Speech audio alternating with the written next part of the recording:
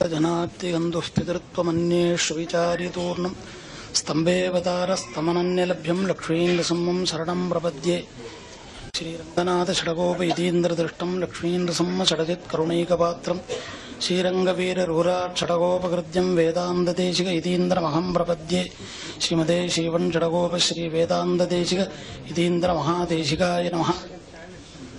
எல்லோருக்கும் இன்னைக்கு சுதீனம்னு சொன்னா, அதாவது ஒரு சின்ன விஷயம் என்னன்னு கேட்டா, ஒரு விசிஷ்டாத்வைதியான ஒரு சன்னியாசி அத்வைத சன்னியாசி பத்தி சொல்றதுங்கிறது ஒரு அபூர்வம்.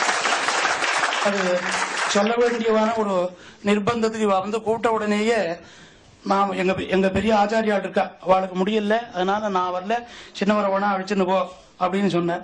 அதுலயும் ஒரு சபலமாச்சு. என்னன்னு கேட்டா, நமக்கு வந்து இன்னைக்கு இங்க உட்காந்துருக்கணும்னு சொன்னா அதுக்கு ஒரு காரணம் பெரியவாள் சொல்லணும், மகா பெரியவாளை சொல்லணும்.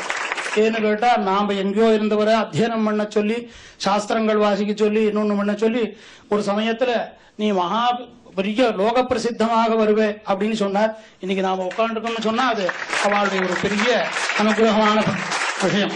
அத நாம ஏத்துக்கணும். சொல்லலன்னு போனா கிருதக்னன்னு பேரு. கிருதக்னன் நன்றி மறந்தவனாக இருக்கக்கூடாது. அப்படி அவளுடைய இது. ஆனா அவளுடைய ஒரு குணங்கள் நாம வந்து அவருடைய பழகினவாள் யாரு இருக்கமோ அவளுக்கு அந்த அனுபவம் வேற ஒருத்தருக்குமே சொல்ல முடியாது. அப்படி ஒரு அனுபவம் ஒத்தொத்தரும் தன்னுடைய ஒரு விஷயத்திலையும் பார்த்தாலும் அப்படி இருப்பாரு. இன்னொன்னு, அவர் இந்த இதுகள்லாம் பேதங்களே கிடையாது. எல்லா மனுஷாட்டியும் எல்லாரிடத்திலையும் யாரை கேட்டாலும் என்னிடத்தெல்லாம் பெரியவாளுக்கு ரொம்ப அபிமானம், என்னிடத்துல சொல்லுவாள் அப்படின்னு சொல்லுவார். அது மாதிரி ஒரு விஷயம் இன்னொருத்தர் என்னன்னு கேட்டா, அவனுடைய வழிமுறைகள்ல மாறி இருக்கக்கூடாதுங்கிறதுல ரொம்ப கண்டிப்பாக இருந்தவர் பெரியவர். சுவாமிகள் எந்த விஷயத்திலையும் யாரும் தன்னுடைய விஷயத்துல தன்னுடைய ஒரு ஆச்சார வழிகளை பிடிக்கிறதுக்கு கடைபிடிக்காத இருக்கக்கூடாதுங்கிறதுல ரொம்ப கண்டிப்பாக இருந்தவர். அது மாதிரி நாம அத்தியனம் பண்ற போது சிறு வயசுல 10 வயசுக்கு நாம அத்தியனத்துக்கு போட்டோம். அத்தியனத்துக்கு போன போது கூட அவாவாளுடைய ஒரு வழிமுறைங்கிறதுக்கு சொல்றோம். நான் இன்னொருத்தர் பண்ணி செய்து சாப்பிடக்கூடாதுன்னு சொல்லி 10 வயசுல இருந்து நான் சமையல் பண்ணி சாப்பிட்டு படிக்கிறதுக்கு. அது மாதிரி ஒவ்வொரு விஷயத்திலையும் ஒவ்வொரு காரியத்திலையும் அது மாதிரி இன்னொருத்தர் நம்மளுடைய சுதர்மத்தை விடக்கூடாது அப்படிங்கறதுலயும் அவளுடைய ஒரு பெரிய குணம். அதே மாதிரி அத்வைத சித்தின்னு மதுசூதன யதிகள்னு ஒருத்தர் பண்ணியிருக்கார். அதுக்கு முன்ன இஷ்ட சித்தின்னு ஒரு ரொம்ப கடினமான கிரந்தம், அத்வைத கிரந்தம். அந்த கிரந்தத்தை பாடம் சொல்றதுக்கு கல்கத்தாவில் அனந்த கிருஷ்ண சாஸ்திரிகள்னு இருந்தார். ஆருக்கு மகாபெரிவாளுக்கு பாடம் சொல்றதுக்கு வச்சிரும், பரவாபெரிவாளுக்கு பாடம் கேட்கணும்னு எண்ணம். அது அனந்த கிருஷ்ண சாஸ்திரிகள்னு இருந்தார். அவரை கூப்பிட்டு பாடம் சொல்லுன்னு சொன்ன பெரியவாளுக்கு அதுல அபிப்பிராயம் குறைவு. என்ன கேட்ட, அவர் நல்ல மகா வித்வான், அனந்த கிருஷ்ண சாஸ்திரிகள் மகா வித்வான். அவரை கூட்டு சொல்ல அவரை காட்டணும் இந்த அத்வைத சித்தி பாடம் சொல்லக்கூடிய ஒரு வைஷ்ணவர்ல ஒருத்தர் இருக்கார், அவரை கூட்டு சொல்லுமே அப்படின்னு கூப்பிட்டுக்காடு. அது வாண்டி வைஷ்ணவர்ல உத்தமூர் சுவாமிகள்னு ஒருத்தர் இருந்தார். உத்தமூர் சுவாமி சன்னியாசிகள் இல்லவர், கிரகஸ்தரா இருக்கக்கூடியவர். அவர் வந்து நல்ல பெரிய வித்வா, அபிநவ தேசிகன்னே அவருக்கு அப்பட ஒரு கிரந்தங்கள்லாம் அப்படின்னு அவர் இந்த இஷ்ட சித்திங்கிற பாடத்தை சொல்லக்கூடியவர். அவரை வந்து நீங்க வந்து பாடம் சொல்லணும்னு பெரியவா கேட்ட உடனே அவர் என்ன சொன்னார், நாங்க சங்கர மடத்துக்கு வரமாட்டோம்னர்.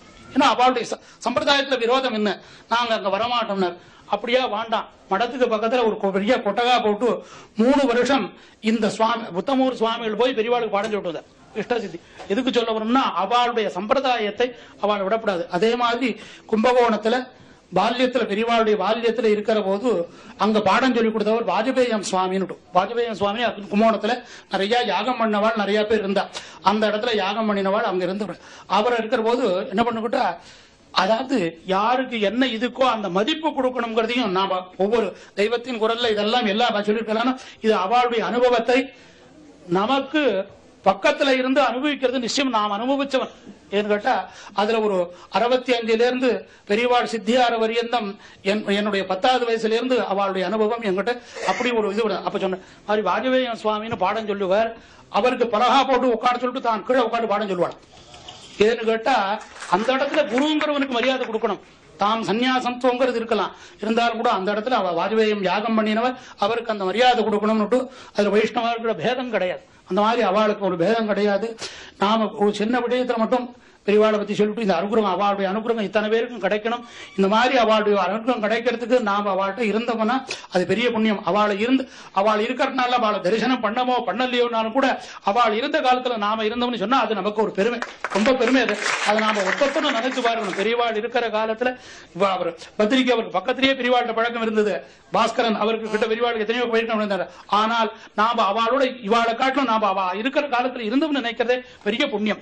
அப்படி இருக்கிற போது நாம அத்தியனம் பண்ணி ஒரு காலத்துல கொஞ்சம் இன்னைக்கு நாம ஒரு பிரசித்தமான ஒரு சன்னியாசியா ஒரு பெரிய மடாதிபதியாக வரணுங்கிறது அவளுடைய ஒரு எண்ணத்தினால ஒரு சின்ன விஷயம் பெரியவாள் நம்ம சொன்னதை மட்டும் சொல்லி பெரியவாளுடைய அனுகிரகம் எல்லாருக்கும் இருக்குங்கிறது சொல்றோம். 78 நாம் அத்தியனம் பண்ணி முடிச்சு வேதவாட்சியம் சாஸ்திரங்கள்லாம் வாசிச்சிட்டோம். அந்த நாள்ல வருமானங்கள் ரொம்ப குறைச்சு படிக்க பெரிய குடும்பத்தினால காப்பாற்றணும், வெளிநாடு போகலாம்ங்கிற உத்தேசம் பண்ணி ஒரு ஏற்பாடு பண்ணியிருந்தோம். அக்டோபர் மாசம் 30ஆம் தேதி நான் புறட்டு போறதுக்கோசரம் ஏற்பாடு பண்ணியிருந்தோம். 25ஆம் தேதி வரலும் என்னை அழிச்சுட்டு போறவருக்கும் எனக்கும் தவிர வேற யாருக்கும் தெரியாது. 25ஆம் தேதி நான் போய் எங்க ஊர்ல எங்க தகப்பு நாட்டு மாதிரி போகலாம்னு நினைக்கிறேன் அப்படின்னு பெரியவாள்கிட்ட கேட்டியா அப்படின்னு அவ கேட்டேன். அவள்கிட்ட கேட்டா போகக்கூடாதுன்னு சொல்லுவா. நான் போகல. அப்படின்னா போகாது இருக்கணும்னு நீ எனக்கு தெரியாதுன்னு சொல்லிட்டார். ஏன்னா ஒரு சம்சாரத்தினுடைய பணம் வேணுங்கிற நிர்பந்தம். அதனால அவர் வேண்டாம்னு சொல்லல, வேணும்னு சொல்லல. ராத்திரி நான் படுத்துட்டு இருக்கிற போது ஒரு 2 மணி 3 மணி இருக்கும். தூக்கம் இல்லை முடிப்பும் இல்லாத ஒரு அவஸ்தை. அப்போ என்னை விட்டுட்டு நீ போகணும்னு நினைக்கிறியா அப்படின்னு சுவாமிகள் என்ன கேட்ட ஒப்பனத்துல மரணா காத்தால சரி நாம போறதுதான் போறதுக்கு முன்ன சுவாமிகளை தரிசனம் பண்ணிட்டு போவோம். ஏன்னா நம்ம இன்னைக்கு மெனுக்கு அவளால வந்திருக்கோம் அப்படின்ட்டு இங்க இருந்து வனசங்கரிங்கிற இடத்துல பதாமி பக்கத்துல ஒரு குக்கிராமம் வனசங்கரிங்கிற கிராமத்துல விரிவாள் கேம்ப். திருப்பி 2ஆவது சஞ்சாரம் போய் அங்கெல்லாம் சஞ்சாரம் போன இடத்துல கேம்ப். அங்க போய் சாயங்காலம் 4:30 மணிக்கு போயிருக்கேங்க. போன உடனே என்ன பண்ணா காத்தாலேருந்து இங்க பெரியவா மௌனம், பேசவே இல்லை அப்படின்னு சொல்லியிருந்தான். சரி போறதான் போறோம். 28 தேதி ஆச்சு. மறுநாள் 30ஆம் தேதி கிளம்பணும். சரி போய் பெரியவாளை தரிசனம் பண்ணிட்டு போறோம்னு போய் ஸ்நானம் பண்ணிட்டு குளிச்சுட்டு கூட அங்கே இருந்து பெரியவாள்கிட்ட கைங்கரியம் பண்றவர் பெரியவா உத்தரவாதத்தை உரை சொல்றாரு அப்படின்னு கேட்டார். இங்க இருந்து போனோம். மகான்கள் திருக்கால ஞானமும் தெரிஞ்ச வாழ்க்கை இது அனுபவம் அனுபவிச்சு வாழ்க்கணும். ஏது போய் நமஸ்காரம் பண்றான். பண்ணின உடனே எப்ப கிளம்ப போறேன்னு என்ன கேட்டார். வேற ஒன்றும் கேட்கல. எப்ப கிளம்ப போறேன். பெரியவா எப்ப உத்தரவு பண்றாலோ இப்ப கிளம்புறேன் அப்படின்னு நான் சொன்னேன். சொன்ன உடனே திருப்பி உடனே எப்ப கிளம்ப போறேன் திருப்பி 2ஆம் தரம் கேட்டார். அதுக்கு இதே பதில் திருப்பி பெரியவா உத்தரவு பண்ண போது இங்க இருந்து போறது கேட்கல. ஏதோ ஒரு ஏற்பாடு பண்ணிருக்கிய அது எப்ப போறேன் அப்படின்னு. நிஜமாவே மகான்களுக்கு இதுதான் நமக்கு.